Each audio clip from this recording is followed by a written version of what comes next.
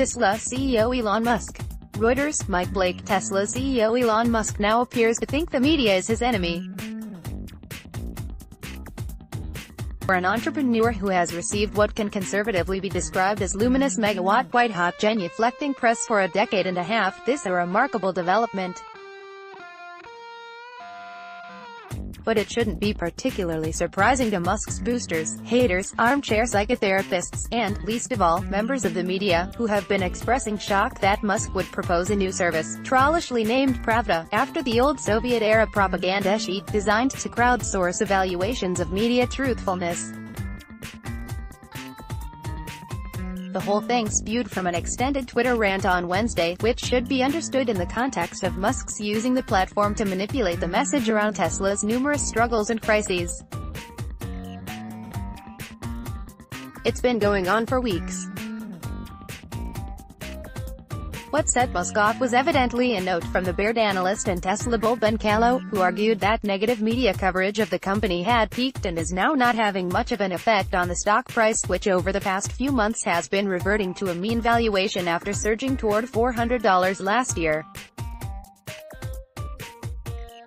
Tesla is up nearly 1,000% since its initial public offering 2010, but over the past 3 years, shares have lagged behind the overall return of the S. Musk spotted the note at Electrek, a reliably pro-Tesla site that has jokingly been referred to at times as Tesla's Pravda. Its editor, Fred Lambert, bolstered Kallo's thoughts with his views about bad news Elon coverage, describing himself as increasingly bummed out. Musk also set up a Twitter poll, asking people to vote on. I'll take a second here to point out that anyone in the reputable media is completely unconcerned with whether they're awesome and doesn't care whether Elon Musk thinks the public respects or despises them. A free press is the opposite of a popularity contest. That's why it's in the Bill of Rights. Over 2 centuries ago, the founders presciently anticipated relentless attacks from billionaire technology moguls whose mouthpiece was named after birdsong. Well, not really, but they certainly feared tyrants and mobs. Someone should take Musk aside and remind him that journalists take their work seriously enough to go to jail and be threatened with death in war zones. Of course, Musk is no fool. And though his conduct of late has been troubling, particularly given the challenge Tesla is up against, he's getting what he wants from all the coverage about his Twitter taunts.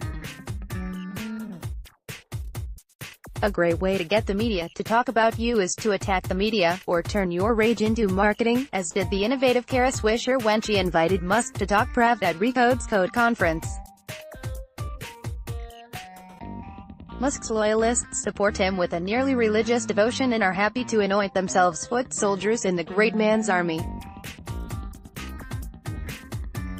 The media is talking about itself and dealing with a surge of disgust from the cesspools of Twitter. It's less likely to focus on Tesla's cataclysmic balance sheet and massive debt, a government investigation into autopilot-related accidents, labor disputes, Securities and Exchange Commission inquiries, and the carmaker's inability to actually make cars. The company has less than $3 billion in the bank and is likely to lose all its cash by the end of the year. Musk has declared that Tesla won't need to raise new funding, but plenty of auto industry experts think he's also got a bridge to sell in Brooklyn.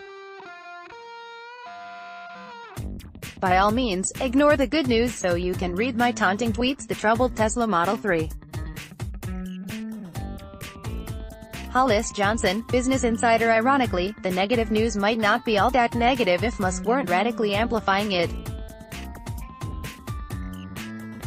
Sadly, most of Tesla's good news is being drowned out.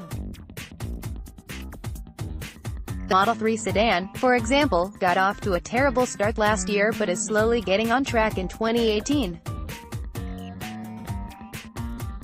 Nobody seemed to notice that Tesla can now sustainably build and sell about 100,000 potentially high-margin luxury vehicles every year.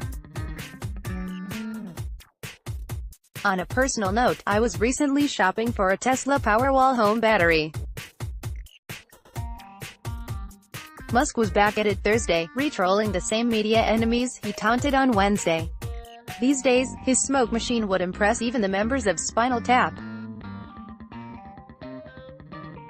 You could almost forget that Tesla has an annual shareholder meeting on June 5, at which Musk's brother and several other consigliere are facing a vote of confidence as members of the board. Musk's dual role as chairman and CEO is also up for debate. Tesla could also be on its way to losing another $700 million in the second quarter. Oh, I almost forgot, the consumer auto site Edmunds just said its Model 3 long-term test car was falling apart, and Consumer Reports declined to recommend the car to its readers. Wait, there's more. Tesla has $2 billion in convertible debt coming due in 2020 that will have to be refinanced if the stock isn't trading at $360 per share by then, and the company hasn't gone bankrupt. Also, Musk lives on loans pegged to his Tesla stake of 20%.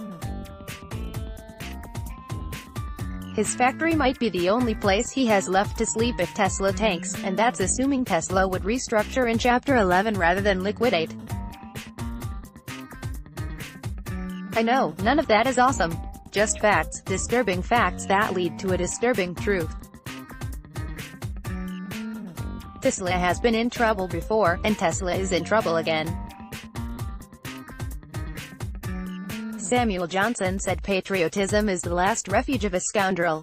His biographer, James Boswell, noted that Johnson meant false patriotism, an important distinction. For embattled CEOs, attacking the media is the last refuge of the desperate. The target is an easy mark. But there's nothing false about Musk's desperation, and good journalists everywhere will know how to respond, regardless of whether they're labeled enemies of Elon. They'll ignore the smoke and mirrors and continue to dig. The only question now is how dirty Musk wants to get.